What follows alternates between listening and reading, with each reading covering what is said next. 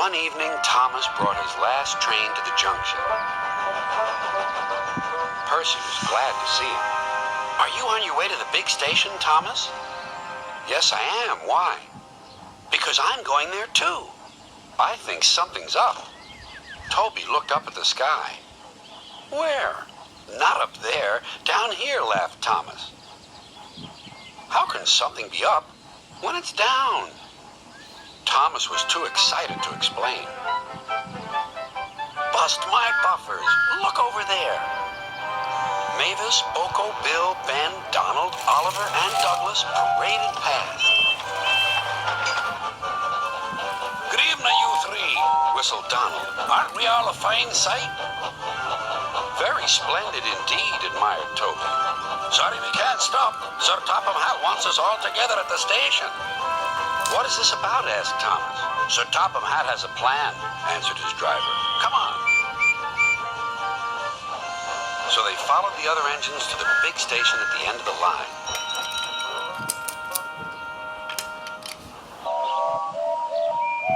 "Silence," called Sir Topham Hatt.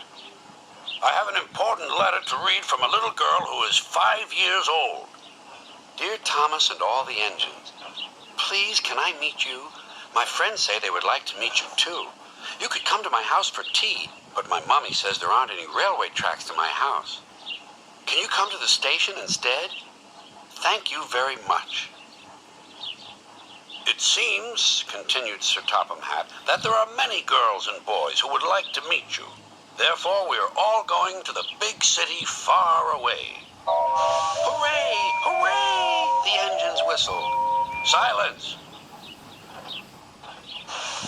Other engines will be working here while you're away, so please show them what to do."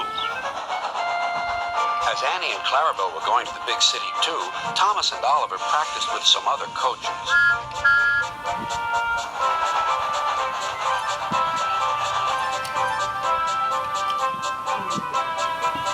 Thomas grew more and more excited. Too excited for his own good. "I'm glad I'm a splendid engine," he puffed. "Sir Topham Hatt thinks I'm really useful. I had a race with Bertie once. I whooshed through the tunnel and stopped an inch from the buffers." Then Thomas made his mistake. "Just like this," he boasted.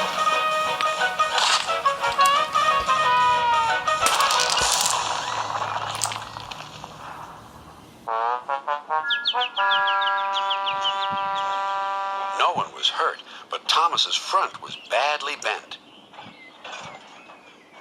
They telephoned to Sir Topham Hatt. "I'll send up the workmen," he said. "But if they can't mend Thomas in time, we'll have to go to the big city without him."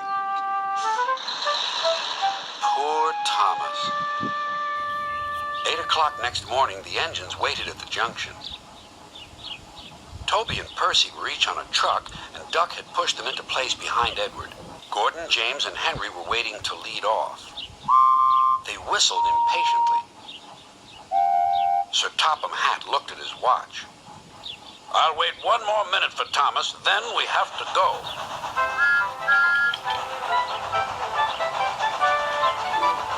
"Oh, thank goodness you're still here," panted Thomas. "I hope we're not late, as it's just after 8. The conductor blew his whistle and waved his flag. The engines cheered. "Look out, big city, here we come!" And the cavalcade puffed away.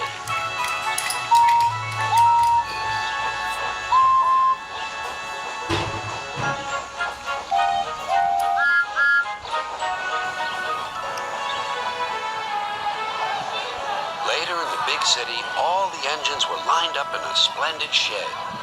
The children were delighted to meet their friends. "I'm glad the little girl wrote to us," whispered Thomas to Percy. "Isn't it wonderful what happiness a letter can bring?"